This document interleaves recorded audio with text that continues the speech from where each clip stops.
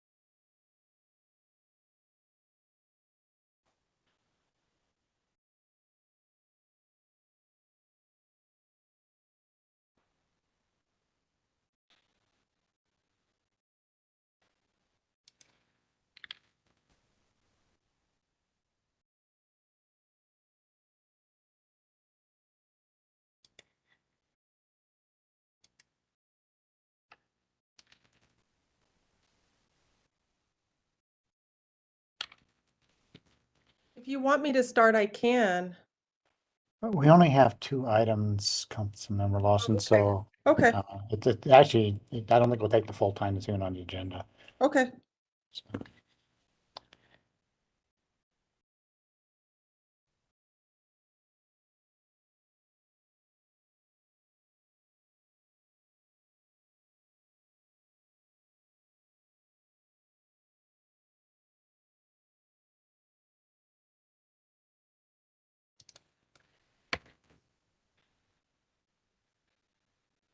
Morning, Angela.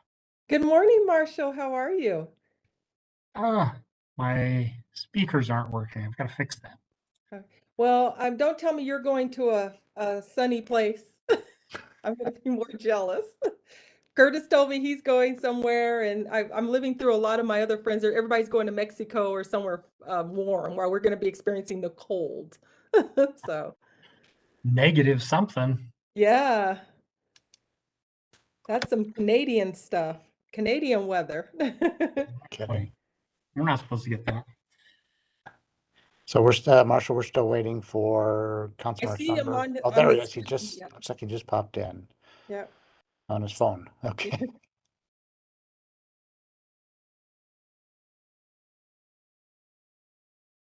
Councilmember Sundberg, are you able to hear us? He's right there. There he is. Okay. And you are muted. There we go. Okay. Forgive me, everyone. I'm having various technical issues here. Do we have Mayor Pro Tem Gardner? I thought I saw him. Yes. He's here. Okay, wonderful. Enough people to proceed then, it sounds like. Huh? I'm here too. Fantastic. Thank you for holding it down, Councilmember Lawson. Any changes to the minutes? None for Great. me. Moving on to number 2, consent items. Construction change order report, Steve Fiore. Hi, good morning, everyone. Happy holidays. Wow, it's been 3 months in a row. We haven't had any new change orders to report, so I don't know what's going on. The contractors aren't trying real hard at the end of this year. So good news is no change orders. All's looking good for the end of the year summary. So that's all I had. Any questions? No, a good way to coast to the end of the year there. Yes, it is. Thanks so much. No questions. We'll proceed to 2B, water supply update. John Murphy. Good morning, everyone. I guess no changes here either. We are just in our winter water use pattern where we're just kind of rolling into that winter indoor use mostly. No, excuse me. No new water coming in right now, so we're just sort of slowly living off our reserves until the spring when we have our water rights kick back in. I do see that it might potentially get some snow up in the mountains here on Wednesday, which would be very good. Excellent. Where's snowpack now? Is it too soon to measure? It's really kind of too soon to measure. It's hovering right around a little bit above or below the average line, whatever average means these days. I see. But this time of year, it's not all that meaningful. But it's good to see. I like to see it on the mountains when I drive to work. Truly. Well, thank you, John. Any questions for John? Okay, moving on to Dr. Todd Brewer for a PFAS presentation regarding the ongoing situation.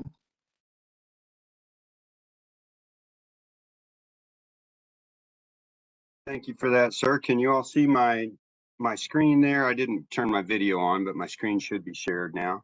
Yes. So excellent. Thank you so much. And I know that you all are in tons of meetings all the time, so I will talk a little bit about our previous conversation back in October, where we kind of framed this issue, updated you all.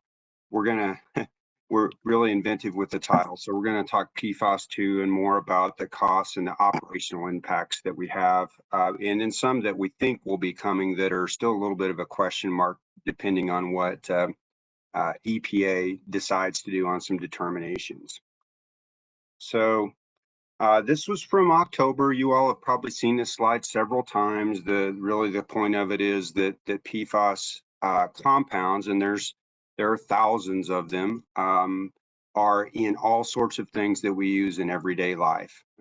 So even ski wax, which you've probably heard us talk about on more than one occasion, but in all sorts of food packaging and electronics, nonstick cookware, all of that sort of stuff. So this is just to kind of maybe refresh your memory from a couple of months ago.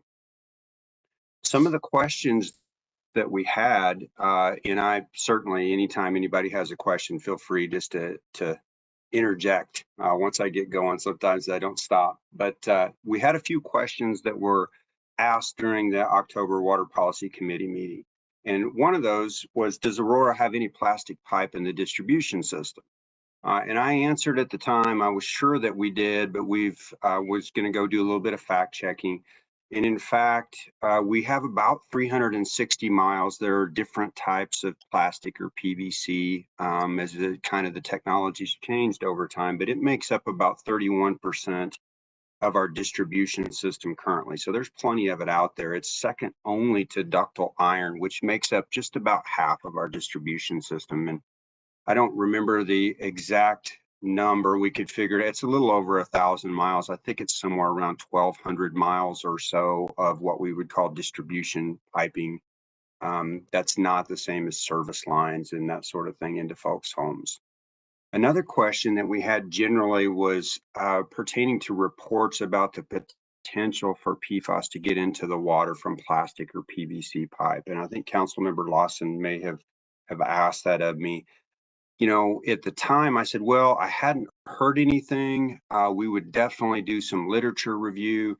Actually had some of our folks out at Benny that are doing a lot of research on PFAS and have been navigating the peer-reviewed literature on this in some detail as they look at different treatment alternatives. Take a good look for me in addition to my kind of rudimentary efforts. We've not found anything that's out there through AWWA or the Research Foundation or any of the scientific literature that has identified plastic piping as a significant source. It's not something that's on the radar screen of the regulatory community either. Doesn't mean that science continues to evolve and change as we learn more. That's what it's all about. So that may change, but right now we're not hearing or seeing anything on that.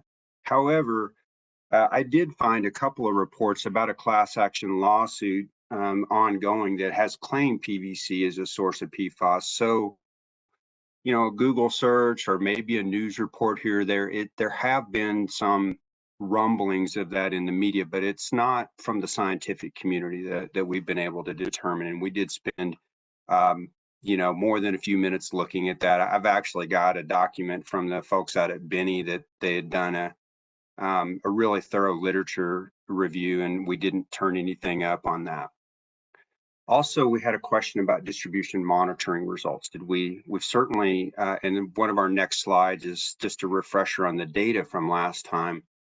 Now, we've looked a lot at our source waters, and we've looked at our treated waters out of the 3 plants, so points of entry, we would call it, into our distribution system. But we haven't done any distribution testing to date, and we'll talk a little bit more about that as we kind of dive a little bit more into kind of some of the costs that we're absorbing based on our commitment to public health and not going to the system above reporting levels for these, especially PFOA and PFOS, the 2 compounds that are most of interest in this class of chemicals. So a little bit of a science refresher. Sorry for that, but I love to talk science. So one of the things, whenever we start talking about all these results, it's important to kind of have a little bit of a vocabulary in what all these different types of limits and reporting levels mean.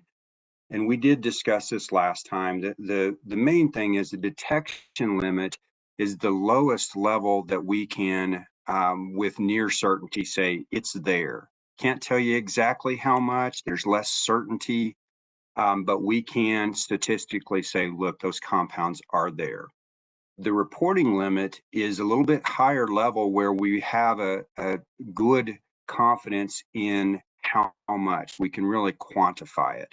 So between where we can, I guess maybe you could think of a water meter where you could say, well, I know the water's on, but the flow is so low, I can't accurately measure it, versus a little bit higher flow where you can really tell how much water is running. Maybe that's an analogy that helps here.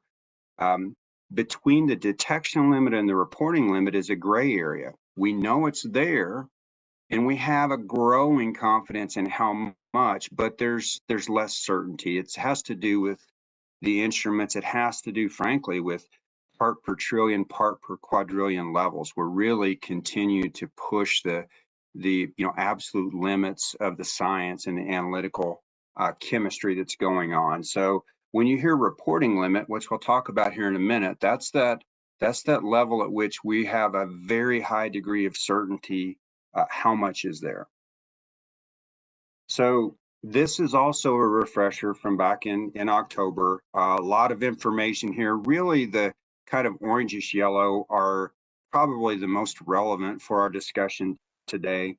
The good news is when you look in the 3 columns out to the right, out here, these are our finished water results. So that's from our 3 plants, Benny, Griswold, and Wimlinger.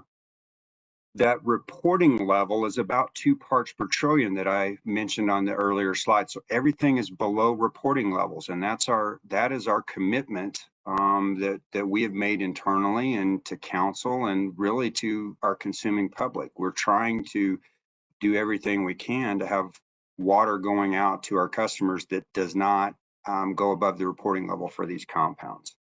Now, the rest of the story, though, is we look at these source water results, and we've got a range here from less than 2, which is our mountain water supply, like Spinney and our Rampart Reservoir and those waters from the snowpack, to upwards of 15 or so parts per trillion, which we see that in the South Platte, we see that in our Cherry Creek wells.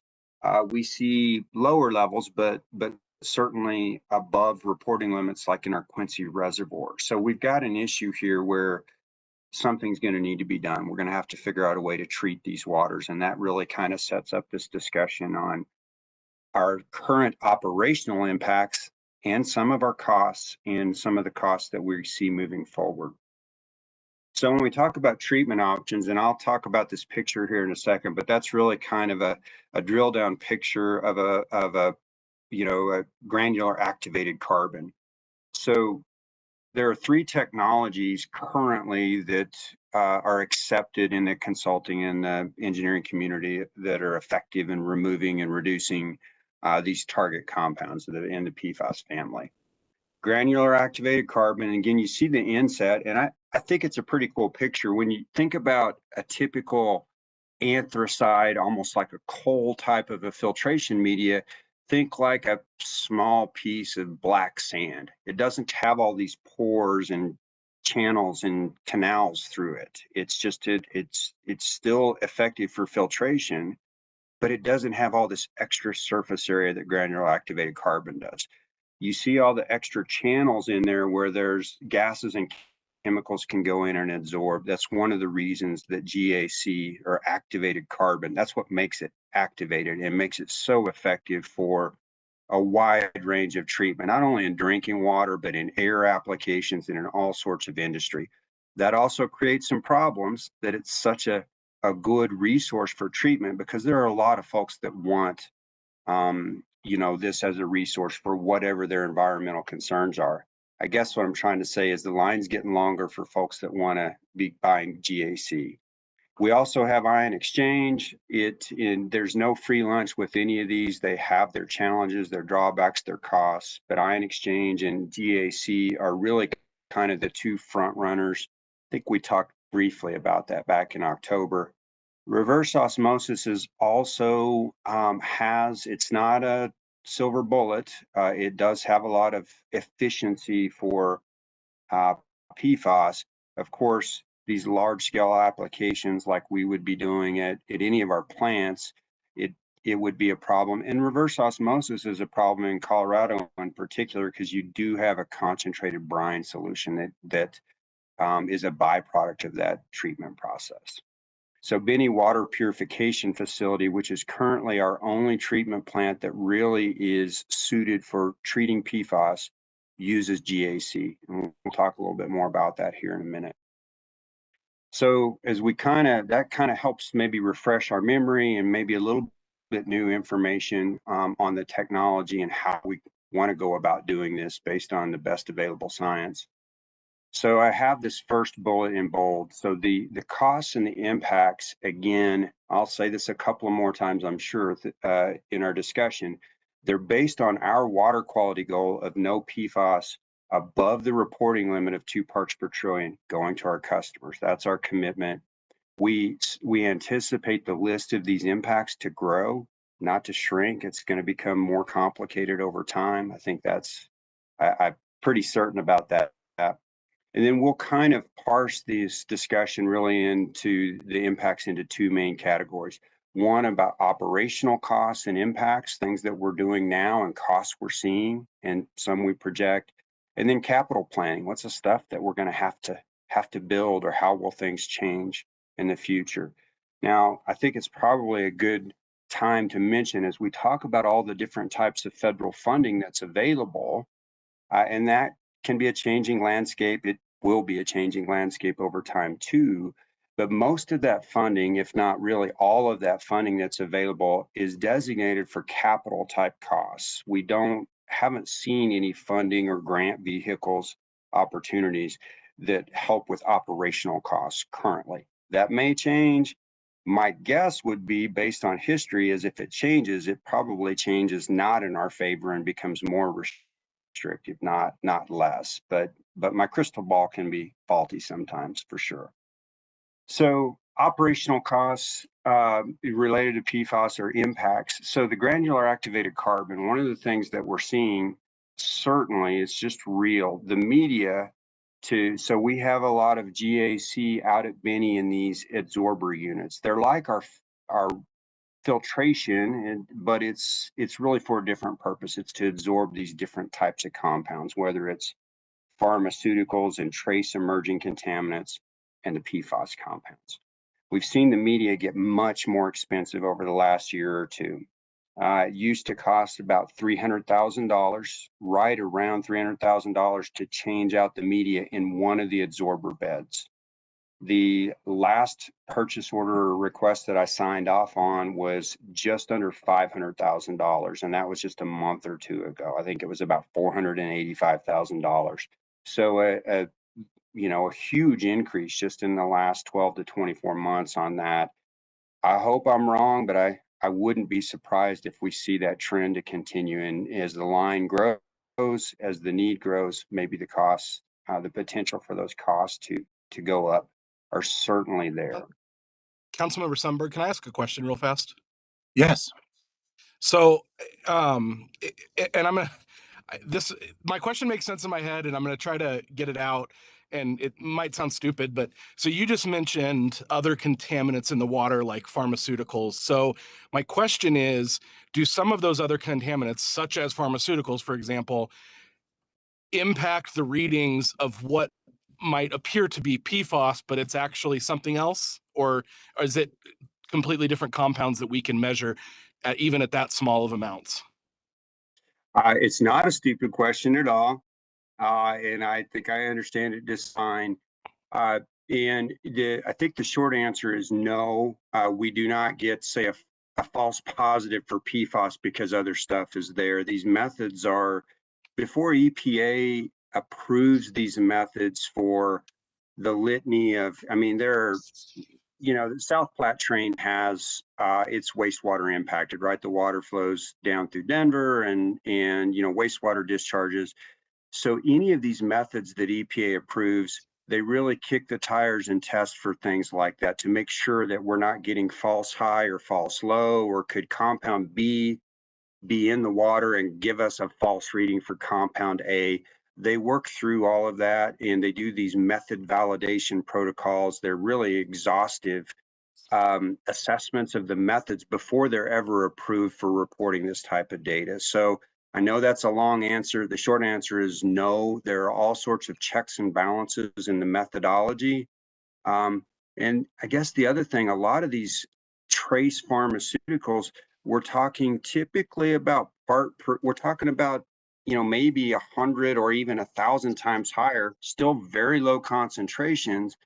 But this PFAS stuff, we're really down in the weeds in these part per trillion levels. But those methods are checked very, very carefully to make sure those sorts of things don't occur, Council Member Gardner. Okay, got it. Helps. That answers it perfectly. I appreciate it. Thank you. Thank you. You bet. You bet. So again, with PFAS treatment, it's kind of a new goalpost for us, right? They've kind of moved it with these much lower levels in these. We're not talking about the whole family of compounds. We're talking about these two specific PFOA and PFOS that we're focused on right now that will probably grow over time. But because that's our new goalpost, is the PFAS treatment and this water quality goal of not going out above 2 parts per trillion for these compounds, that drives a more frequent media change out. When we're treating for the other stuff we were talking about, we can run these adsorbers for longer periods of time before they become exhausted. And so, this is we're committed to it, but we go through the media faster because of this absolute commitment to public health protection.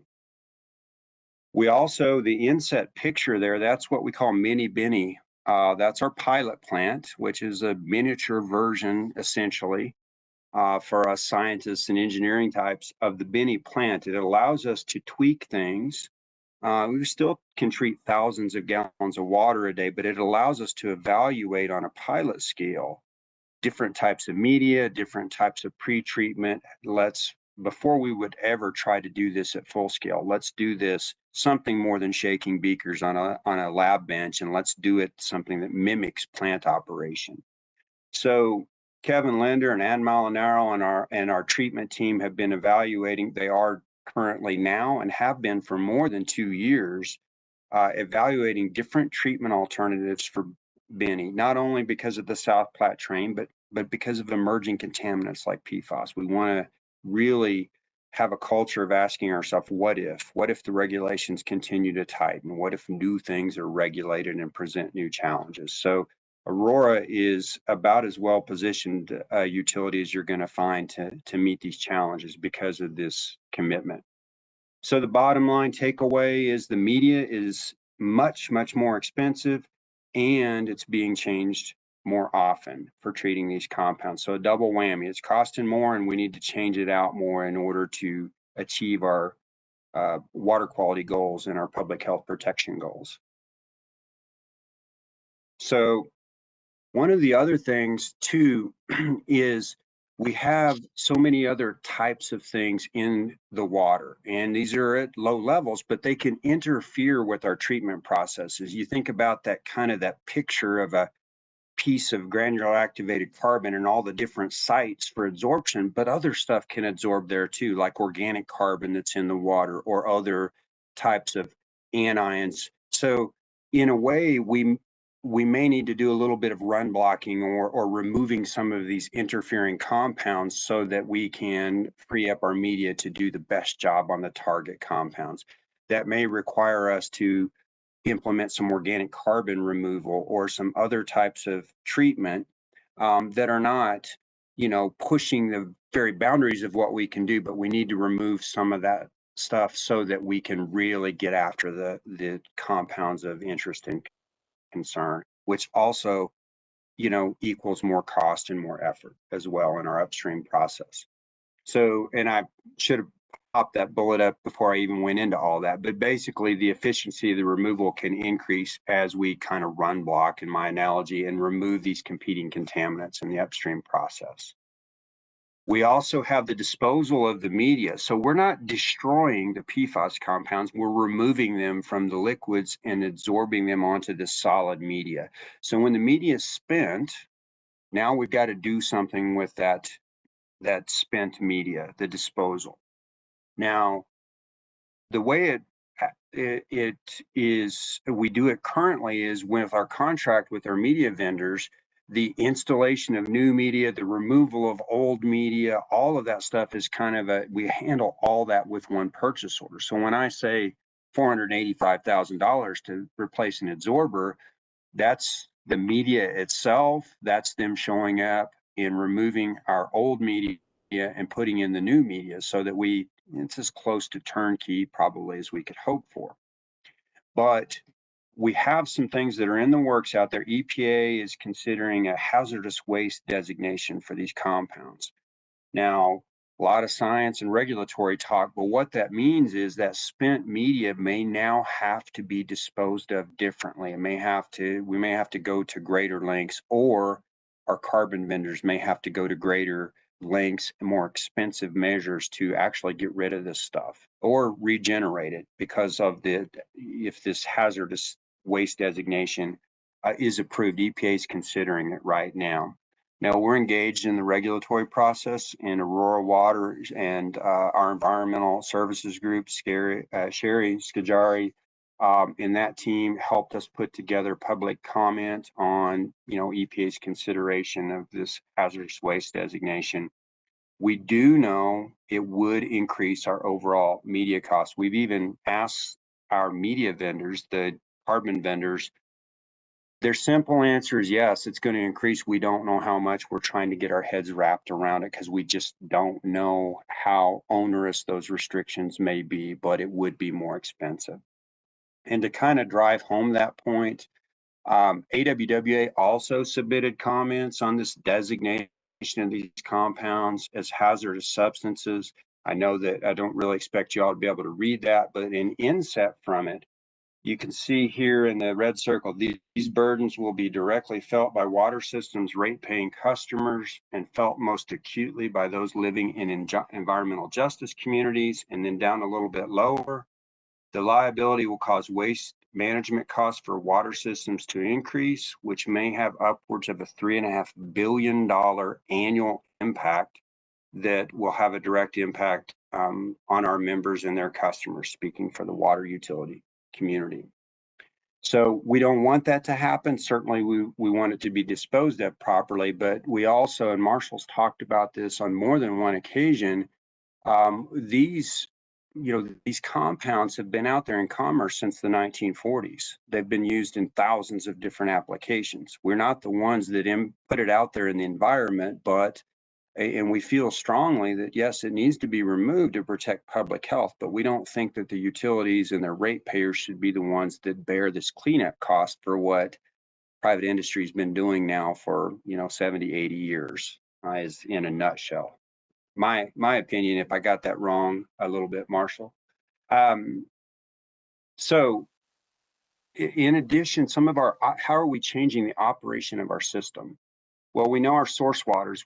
As I mentioned in that table earlier in the presentation, we know that some of our source waters, like our Cherry Creek wells, they have, for us, elevated levels of these compounds. So, and Quincy Reservoir, not quite as high as the wells, but also our Quincy Reservoir here in town has around 3 to 4 parts per trillion of these compounds.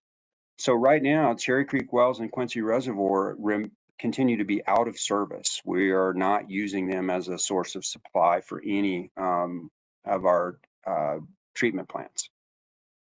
Of course, that causes operational impacts for us in a number of ways. It forces more of our Rampart supply to go to the treatment plants now instead of filling Aurora Reservoir. Of course, we would rather be trying to get Aurora Reservoir as full as we could. Ultimately, this impacts our drought resilience, and it certainly impacts our reservoir filling capabilities and schedules. And I won't speak for John Murphy, but our water resources folks are certainly not fans of the wells being out of service. It has the potential to force the use of our alkalinity enhancement systems for Griswold and Wimlinger. So when we run those wells, the groundwater out of the wells, even though they're shallow, it has a little bit more hardness, a little bit more alkalinity, a fair amount more than the snowmelt does. And we can add alkalinity to the water to kind of make it more stable out in our system by using those wells and blending in. Well, when the wells are out of service, it forces us to use these unit processes at the plants and add some chemical to make sure that we have the alkalinity we need to have the water quality and stability out in the system. It forces us to change things that we otherwise would not be changing. And of course, we have these couple of sources that are basically benched right now for the reasons we've discussed. It kind of paints us into a corner a little bit, ultimately, is what it does.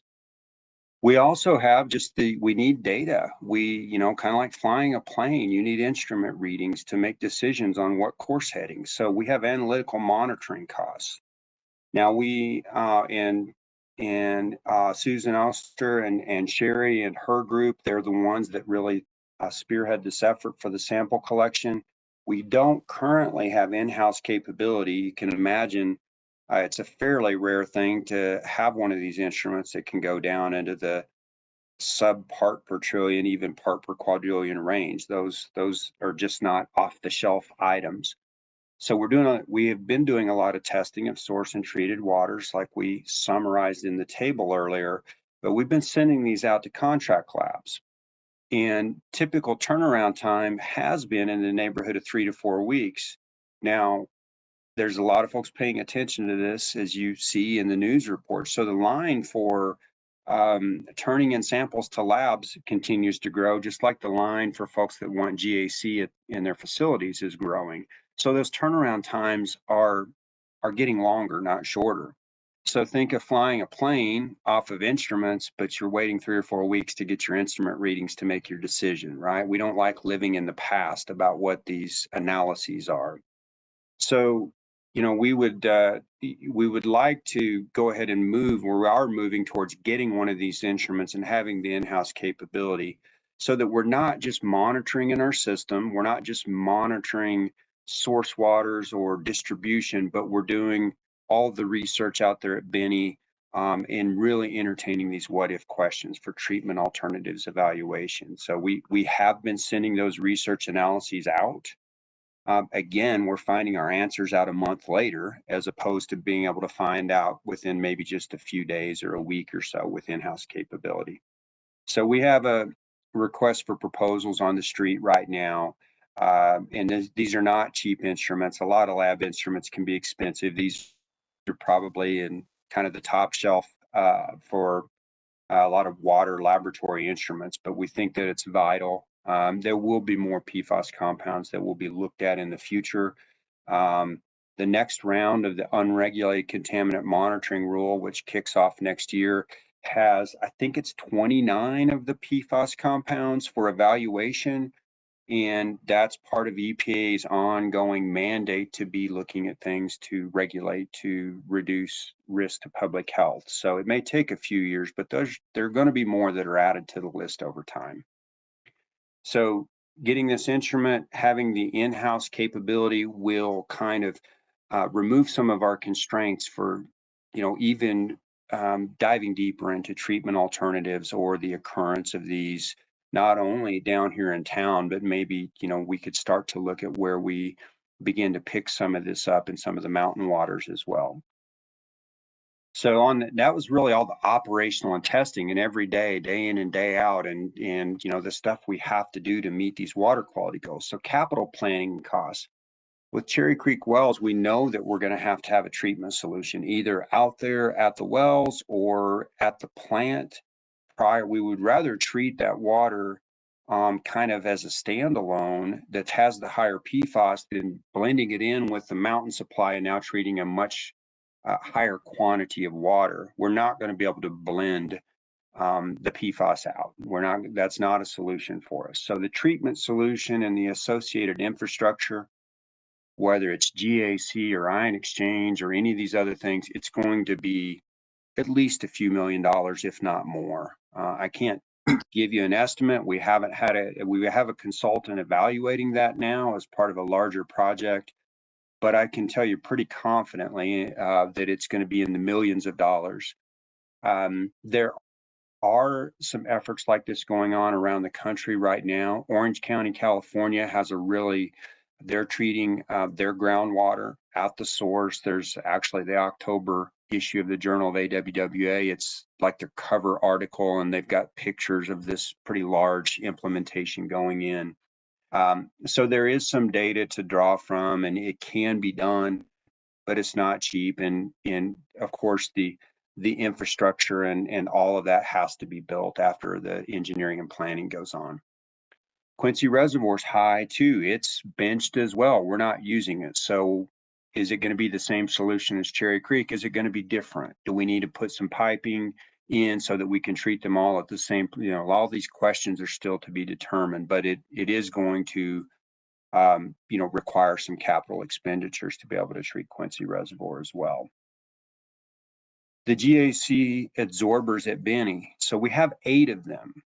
Right now, 5 of them are fully equipped. The other 3, think unfinished swimming pool. They're concrete boxes. They don't have any of the valving or the piping. They don't have any media in them. So they really are empty concrete boxes.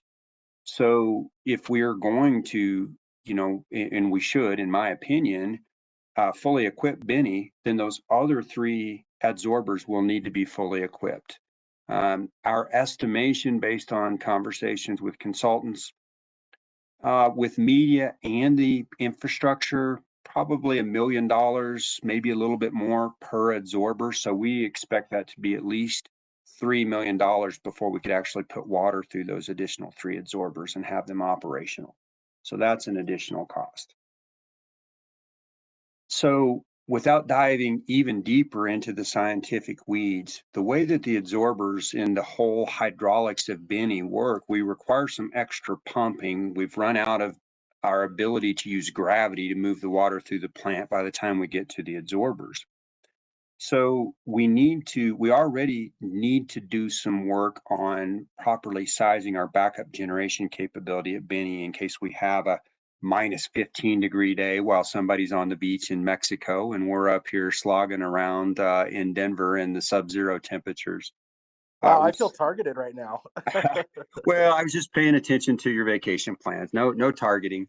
But we have some work to do to properly size backup generation broadly, and certainly for our capability to treat that South Platte train with these GAC adsorbers in the PFAS compounds, and also our advanced oxidation processes, which are also a critical part of this. So there's some additional funding that on the capital side for kind of finishing out the rest of Benny with these new challenges that are kind of presented. And that will be, again, we don't have a proposal of cost from a consultant, but it's going to be in the millions of dollars as well. Other planning impacts. I know I've thrown an awful lot at you here in 15 or 20 minutes, but there are certainly, one of the things we know is there's other stuff we don't know. We don't know what out of those additional 29 compounds that all water utilities have to be monitoring for, at least the larger ones next year. What's EPA going to determine for future regulations on that over the next, 5 or 6 years? And what other sorts of constraints are we going to have? So these are, although it may not seem like it, this is a fairly conservative estimate of current costs and what we know about future costs. But I would say, you know, the probability is that there will be other things that are going to come up that will drive these estimates of cost and impact north, not south. So probably didn't see it coming, but that really kind of brings to an end the presentation. Probably enough deep dive into the science for one day, but I'm certainly more than happy to try to answer any questions that you all may have. And I will try to get back to stop sharing my screen here if I can. Questions from council members for Mr. Brewer? Councilmember Sundberg, I have a question. Yes. Thank you, Todd, for the presentation. It was very good. And thank you for addressing the questions that I have. I guess I just wanted to ask a question on the operational side. When you said that there's some challenges there, is that challenge also going to be in terms of testing? Is it going to impact testing? Because I think it's going to be important to continue to test, not only for PFAS, but these other things that are in our systems. And I'm just wondering, is that going to be challenging for us based on operational cost? And, you know, I don't know if we need FTEs or anything like that, but in terms of doing the testing. It's an excellent question, and I appreciate you asking it. There are some challenges there. Whether or not we'll need an additional FTE or more, I think is still to be determined. You know, I guess the kind of for the layperson, you know, when you've got all these specialized instruments, just because they're lab folks doesn't mean that, you know, an electrician isn't going to go do plumber's work any more than maybe somebody that runs a very specialized, very low level type of instrument would necessarily run other ones. So for us, it will be a new instrument in our arsenal or our toolbox at the lab. We are going to get one. We need to see, of course, it's extremely critical information for us to be able to base decisions on. So it needs to be extremely reliable data. We are fully committed to getting that. Marshall it is very high on his priority list and ours as well. It's going to present some challenges, but we're committed to having that in-house testing capability. Whether or not we need to add people, we're going to have to kind of see. It may well go that way, but of course, everybody probably finds himself in that situation. Our needs are growing, not diminishing, as Aurora continues to grow. So I don't know, I guess, is the short answer, but I suspect we may need some more hands to help us and make sure that we really have reliable data in a reasonable amount of time. We want this feedback as quickly as we can get it for our decision making. So I hope that helps. Yes, and then Councilmember Sundberg, I just have one additional question. Yes. I know that the water, you know, people from the water department, they do go to DC for federal legislative items. Is there anything that on this front that you're pursuing? I mean, I'm the chair of the Federal, State, and Intergovernmental Relations Committee, and I know we bring water items to that committee, but is there anything that we need to think about on a legislative front regarding PFAS and some of the challenges that you brought up in your presentation on those issues? Well, I believe so. I'll be a little bit surprised if we don't see Marshall pop up here. But I think one of the things that I certainly have kind of as a concern, and I've heard Marshall talk about too, we were actually able to give a tour to, I think, the legislative director for Congressman Crow last fall. And one of our concerns is that the manufacturers of these compounds, we're trying to treat and solve, a very real problem, but we continue to be concerned about more of these compounds being put out into the environment by the folks that are, whether it's ski waxes up on the Continental Divide. And there have been some efforts to remove some of these compounds from commerce. But we still, this is a long-term problem. It's going to be around for decades to come. So I think one of those concerns about how do we continue to try to remove these from chemical production and keep them out of the environment would be something we would be very interested in. But I do see Marshall's popped up, and I'm sure he's got some thoughts to share on this too. Yeah, in addition to and we've been communicating on the source control concern for quite a while. The main thing we're focused on right now is opposition or an exception for water providers on the basically making this hazardous, a hazardous substance. Again, that will drive our costs up significantly. So what we've asked is, hey, don't go down that route. At least, or if you do, at least afford an exception for water providers, wastewater providers that are as much as anybody else, or maybe more so, victims in the situation where we're removing what others introduce in the water supply. Don't burden the ratepayers with the cost of managing hazardous waste, where we're trying to be helpful in the solution. But again, that's where we're really focused in our efforts right now. So all of our organizations that we're members of are submitting comments to that effect. We're submitting comments directly. And as we go out to DC this spring, like you mentioned, you'll take a trip out there. Myself and a couple others from the utility will take trips, and would like to have a consistent message about the costs that a hazardous waste designation without an exception could have on water providers or water utilities. Any further questions? I have a question or two, just real quick. Forgive me if you've touched on it, but the water that goes through Binney, is it all passed through GAC? I did not touch on it. That's a great question. Currently, no. The Aurora Reservoir water is more of what we would call conventional treatment, and fortunately doesn't have near the stuff in it that the South Platte train does. So it's the South Platte that comes out of the Prairie Waters, supply that goes through the GAC absorbers. So interestingly, Benny is, even though it's all in, one facility, it's really two treatment plants that kind of operate in parallel, and the waters get blended at the very end after the absorbers when we add chlorine and ammonia for disinfection. So only the South Platte supply goes through those absorbers currently. Okay, thank you. I have a couple other chemical questions, but for the sake of time, I suppose we better move on. Any other questions for Todd or Marshall? Well, thank you, Todd, for your thorough presentation. I appreciate it. You bet. Thank you.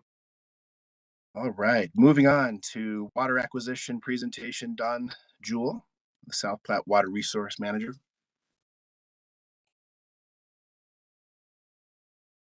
Thank you very much. I hope you don't ask me any chemical questions because I can't answer those. Thank you very much. Let me share my screen with you real quick.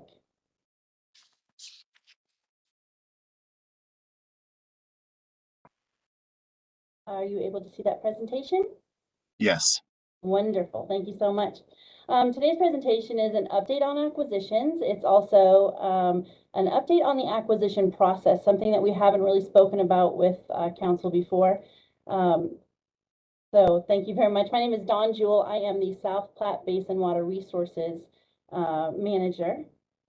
And I just noticed my camera has moved on me. Sorry about that. Let's get started with a slide that you've already seen. So this was a slide that was presented by Alexandra Davis in August of 2022 at Water Policy Committee. At the time of her presentation, she was able to show you the change in pricing of water, the cost annually for our acquisitions, and the staff hours that are going into those acquisitions.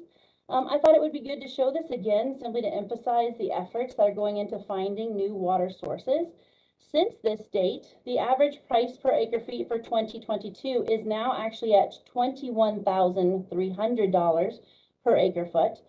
We have spent just under $47 million this year, and we've brought in about 1,500 acre feet of water. Our goal is currently to average about 500 acre feet a year. And in the last 3 years, we have had way more purchases than normal. That all comes down to how we do our acquisitions. So every purchase that comes in the door begins with someone thinking of Aurora as a potential seller. We do not have the staff to be out there brokering and searching for water deals, so we do rely on our reputation and our relationships that we've been fostering over the last 2 decades. The water rights are coming primarily from farmers who have decided that it is more lucrative to sell their water rights than to try to keep farming. Our involvement in the ditch community is what brings these sales in. People know your employees, they trust your employees, and they come to us first when they want to sell. I will say that our leaseback program for agricultural water has been one of the greatest catalysts for sales. Knowing that they can sell to Aurora and that we will continue to let them use the water until we are ready for it is one of our best selling points. Once a farmer calls the city, we begin a process to analyze the water they're selling, and that kicks off a very complex acquisition process. Don't even try to read this. Don't worry. This is just a process map we put together to help with the water transactions. I'll show you more about each of these steps in my upcoming slide, but a quick overview of the steps begins with a phone call. A verbal offer is made, and then the seller agrees to work with us by signing that LOI. We start to dig into all the details. We create a plethora of paperwork. We come to agreement on the paperwork. We start that closing process, and then we finally have that closeout after purchase. But that very first phone call starts my staff looking at all the red flags to see if it's even a viable discussion to have. So we do have 6 key criteria that we look at first and foremost. First, we look to see, is the water somewhere we can reach it? Is it on a main stem? Is it on a tributary? What's the closest to our existing infrastructure? Then we look at what challenges we're going to see in the legal arena. Does it have complications within the ditch that make it difficult for us to change, such as bylaws that do not allow for changes of use, etc.? We look at where that water is coming from. Does that ditch company or that water right rely on a trans-basin diversion that we are not able to access? The CBT water specifically listed here is one that we are not within the Colorado Big Thompson project, so we cannot use water from that project. So if that water right is what they're selling, we cannot touch it. We look at those historical cases to rely on a fresh start. Or to see if we're relying on a fresh start. Are we able to look at the history on that ditch already and see change cases that have been made, or are we starting fresh with something that's never been changed in water court? We also look at the known history. Has that family farm been something in their possession for 50 years, or is this someone who just bought it, thought it was a good hobby farm, realized they were wrong, and they're leaving and they know no history on that farm? And then we also look at those volumetrics. How much water? We don't often get to pick up big blocks, so when we find those, we're very excited. Once we decide there's a viable sale from that phone call, we move into a more rigorous investigation. In order to truly understand the amount of water that the city will get from the purchase, we must understand the historical use of the water on that land. If there is no historical lands that were irrigated, then there is no water. Because we can only change what was put to beneficial use and consumed, that's why we need to understand how the water was delivered to the farms, what crops were used on the farm, the soil type on that farm, how deep the water table is under the farm, and what other water may have been used on the farm that commingled with what we're buying. At this time, in the process, we have looped in the city's external engineering consultants to create a historical consumptive use analysis, which is required for the Business Policy Memorandum 414, our guiding document, and is also required for us to take this water to court. If the analysis of the farm comes back with positive results, then we determine what we're willing to pay for the water. And in some cases, we also have to look at buying the land. If the seller won't sell the water without the land, we generally will need to pick that land up. We're leaning towards owning the land as well because it makes our water court process and future revegetation of the farm much easier, and it also makes it more amenable, usually makes it more amenable to buying that water if we have some ownership in that land.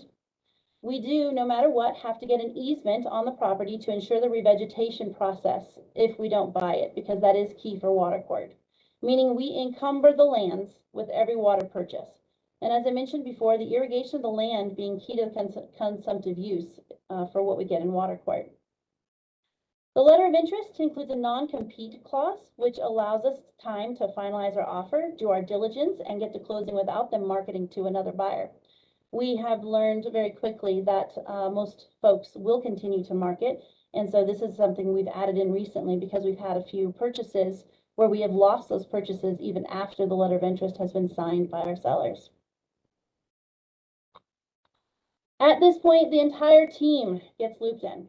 So we do a kickoff email, which includes the engineers that we've already worked with, and the letter or the engineering analysis that we've already created, the letter of interest, and our engineers start working on detailed records that'll be needed for filing in water court regarding the history of the farm. We reach out to the ditch company to start a share trace on the certificate, which is ownership of the water. It's kind of like doing a trace on a title, but it's a trace on the water to see who's owned it. The attorneys, both internal and external water court attorneys, are contacted to start the paperwork, which I'll speak more of shortly. The title company is contacted to start a title commitment for either that easement or if we're going to be picking up the land. And Real Property Division is contacted to start the survey and confirm the legal description for that easement. If we're buying the land, they also start an appraisal, the inspections for any environmental analysis needed, and other land requirements. My staff becomes the project managers for each purchase, which involves half a dozen experts working on their own aspects of the purchase. And my staff is responsible for every document that gets shared with the sellers. So let's talk about that paperwork. What you see in the council packet is the purchase and sale agreement and its exhibits, which come in two forms. There is the exhibit version, and then there is a standalone document, which is usually a recordable document with the county. While we try to have all templates for all of our documents, every purchase is different. So every document gets reviewed, edited, re-reviewed over and over until the seller's legal team is happy and Aurora's legal team is happy. As many of you have already come to learn, no agreement is done in a bubble, and the revisions and discussions that take place around every document can go on so much longer than expected. My team has to be experts in every one of these documents, including knowing who has to sign them and in what order. They also need to know every single revision that's being made and whether or not it can be accepted or it can be pushed back on.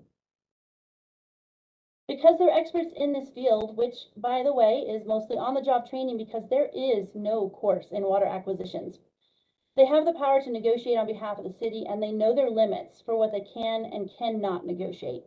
Some purchases can be simple, such as the Hiller purchase, which was a single share of the Platte Valley Irrigating Canal.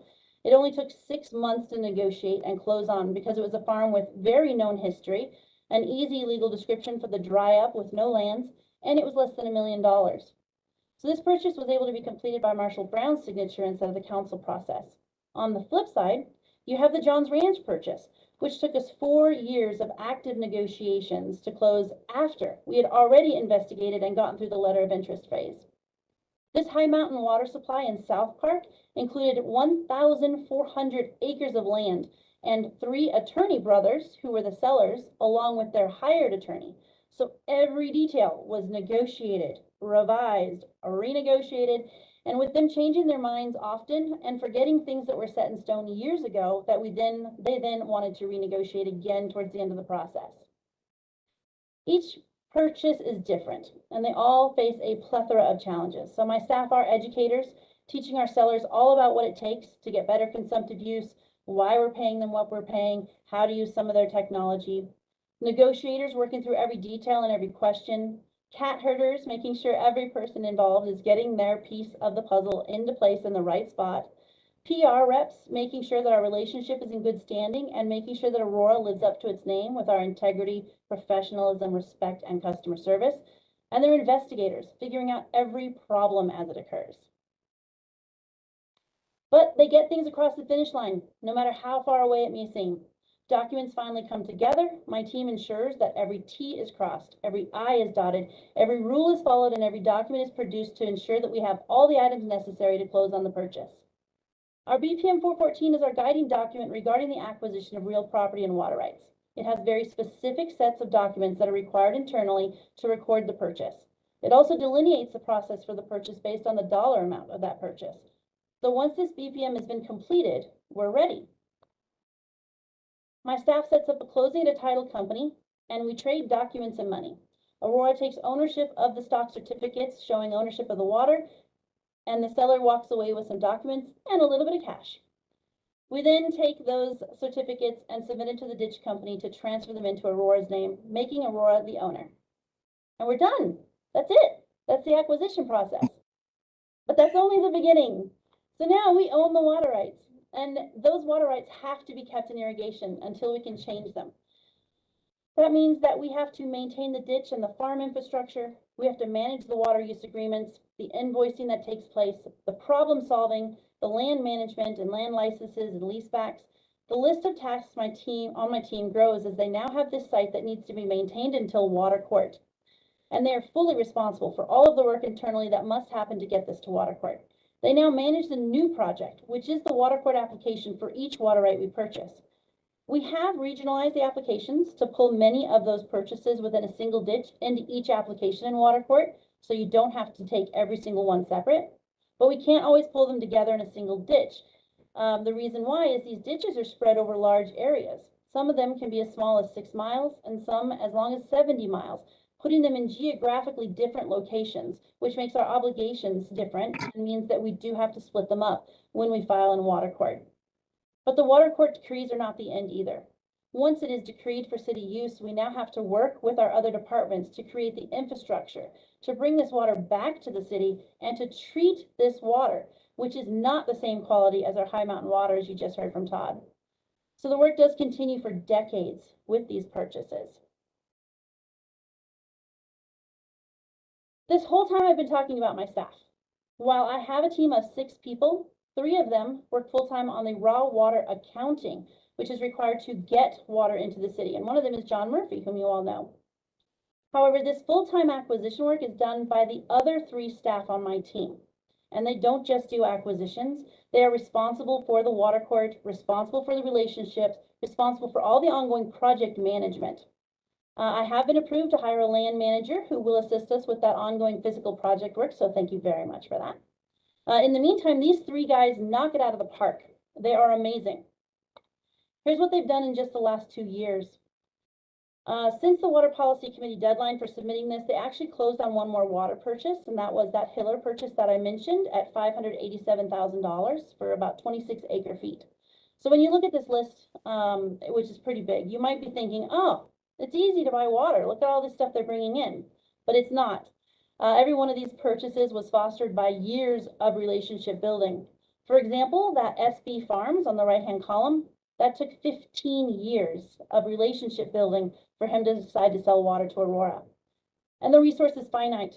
We are finding smaller and more expensive water rights to purchase, but we're not able to pass on them because that is all there is out there. We have to pay more for every drop we're getting. The water is farther and farther downstream. It is harder to access, and the purchases are getting smaller. My team is doing all it can to try and provide the means to allow for our growth, but our purchases are not keeping up with that expected growth right now. I can set higher goals for my team, but the purchases are opportunistic. There is no Zillow for water rights. There is no public market where I can buy the water. So it does depend entirely on our relationships and the word of mouth that Aurora is buying. We are right now the most active and largest purchaser of water rights in the South Platte River between Metro and Greeley. And that is helping to get more purchases in the door because our name and our reputation are known right now. So as a side note, I am personally very grateful for the new lawn ordinance you passed. Our target for growth and the amount of water my team needs to find continues to grow, but that lawn ordinance made a significant reduction in that targeted need. So thank you, very excited about that. So this is our acquisition process. I am more than happy to answer any questions. I realize that was not the most exciting slide presentation to look at, but I want to thank you very much for letting me present to you today. Wow, great job, Dawn. Any questions from council members? I didn't realize it was so in-depth and required so many moving pieces and so many people. It's really illuminating. It is quite the process. These guys are amazing. I cannot speak highly enough about my staff. So Dawn, what does activative mean in activated carbon? Oh, I said no chemical questions. Oh, okay. I'm sorry. All right. No questions for Dawn from council members? Moving on then to miscellaneous matters for consideration. Any Councilmember Lawson, Mayor Pro Tem? None for me. I have two things, and I've mentioned these briefly to Marshall. I wonder, Marshall, if in an upcoming meeting, maybe that's January or February. Now, this came up in our executive meeting last night when we learned that, and we approved of an oil and gas rights sale that on a piece of land that Aurora Water owns and will be receiving $2 million plus from. Marshall, could we receive a report about, just a summary of oil and gas revenue as it affects and benefits Aurora Water, and how that plays into the operating budget, or is that money sometimes put in a slush fund? No, we can absolutely bring you those details and provide a summary. And so that everybody knows, we don't have a slush fund. We use those revenues every year to stabilize rate increases. So this last year, we did a 4% rate increase, even though our operating costs went up 12%. And one of the reasons we were able to keep it lower was because of the additional revenues we bring in. So I do have a few numbers I can share right now. Last year, we got $4.8 million from oil and gas leases, royalties, basically, for leasing oil and gas. We're getting about 170,000 a month right now, ongoing. The items that went to council last night will result in some additional revenue, but those leases are not our only special revenue either. In fact, the oil and gas leases are not our primary additional revenue. They are unique in that we don't have additional costs associated with that revenue. So it is a very beneficial revenue. Most of our revenue that we get, special revenue, comes in the form of water leases. So we lease water to oil and gas. We lease water to some others. We have our WISE agreement. That revenue is usually our largest source of revenue every year. We have mining royalties that we're receiving for gold mining. So all of those special revenues, when I give presentations to council, like at the water tour, I talked about three main sources of revenue. The largest source of revenue is rates. We get about $130 million a year in the form of water rates. And I think it's 40 to 50 million a year for wastewater, sewer, stormwater rates. Our second largest source of revenue are tap fees.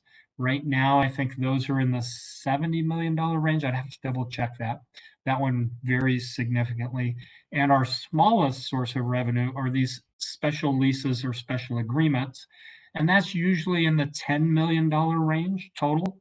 And again, we take that every year and it gets rolled in with our rate revenue to cover operating costs and minimize rate increases for our customers. So we can absolutely bring those details to council. I've talked about it generally in the past, but I've never gotten into the actual amounts. I've shared that it's roughly $10 million a year total or holistically, but for example, I haven't ever broken it out and said, here's how much is associated with oil and gas royalties, here's how much is associated with water leases, here's how much is associated with mining, gold mining royalties, which, by the way, is a very small number. So we can absolutely do that. I'll ask, I think Casey's on with us, so she can help me get that agendized for early next year. And then Joanne's team can help us pull the details together, and we'll come walk through it at either the January or February meeting. Thank you. Those are the general numbers, and you can rest assured that we do use that to stabilize or minimize impacts of rate increases. So every year we do that.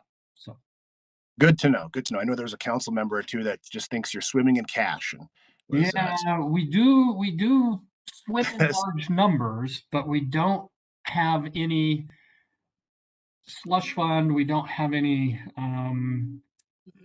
money we save or set aside other than the reserves that we brought to council, those policies, and so we set that aside.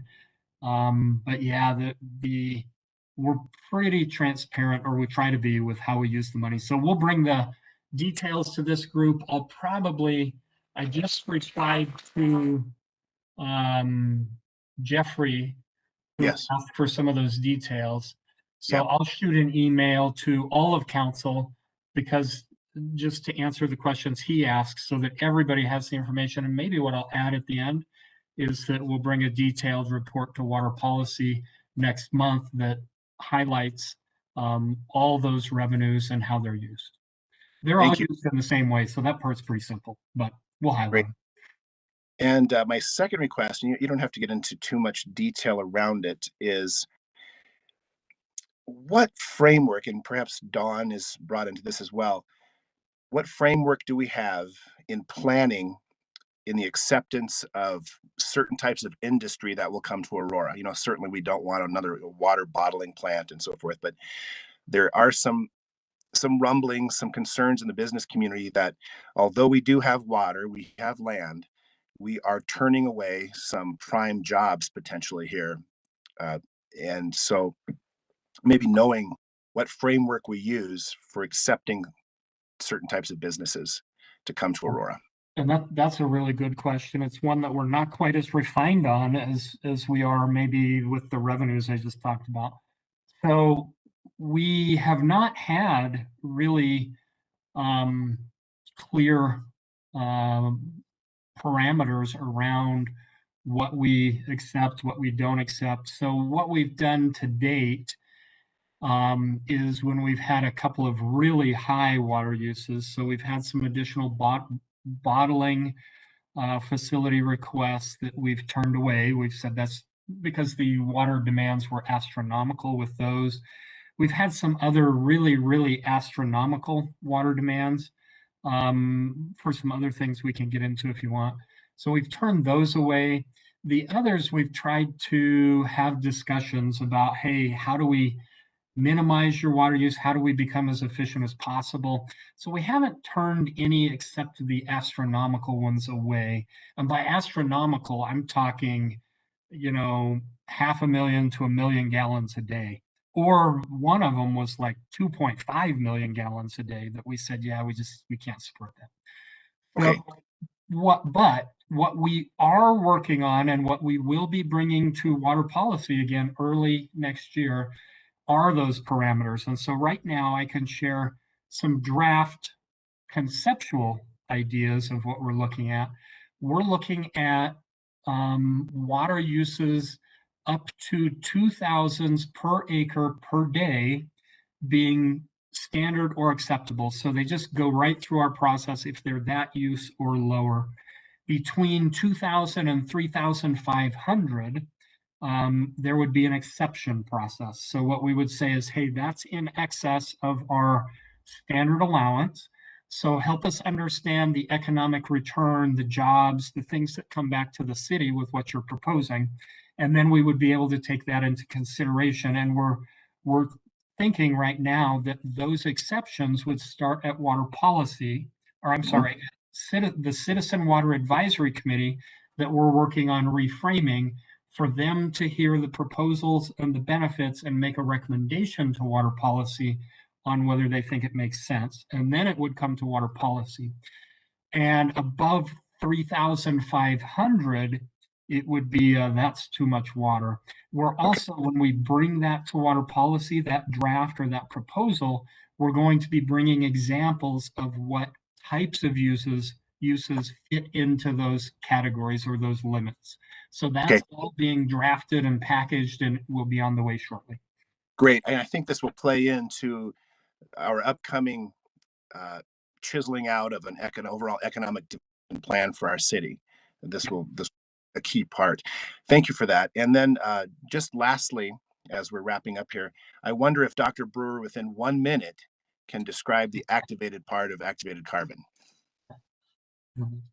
I can. I'm up to the challenge.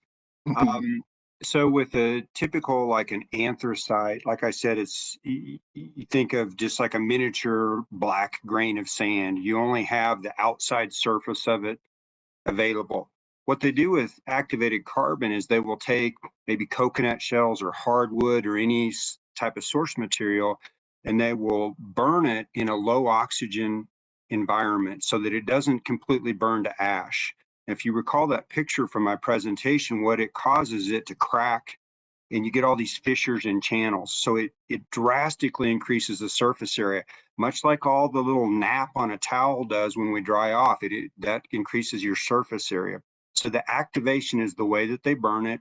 It doesn't burn completely, and it exponentially increases surface area for stuff to absorb in all the little channels, kind of like a pumice, or think of like a piece of, we see lava and how channeled it is. What's kind of like a microscopic piece of that. And there's just a lot more area for stuff to stick to. That's the activation process. Great. That's interesting. Well, I learned a few things today. I appreciate the knowledge there. Thank you. Any input from council members or Mayor Pro Tem? No input from me, but unfortunately, I'm not going to be on water policy for the next year, but I appreciate your leadership, Councilmember Sundberg, on the committee. I learned so much about water, and I will stay abreast of everything, but I didn't get on this committee for next year. But thank you to everyone who, city staff, all of you provided great information and insight. So just wanted to say thank you. Thank you, Councilmember Lawson. Well, wonderful. Our next meeting, I believe, will be January 17th at 9 a.m., unless there are any changes. But thank you, everyone. Hope you have a wonderful Tuesday. I think it might be January 18th. Oh, January 18th is? Oh, okay. Thank you for correction. Yeah, no problem. I think that's the date. Yes. January 18th. Wonderful. I'm living day by day here. As we all are. Yes. Okay. Thanks. Have a great day, Have a great holiday, everybody. Thank you. Happy holidays. Merry Christmas. You too.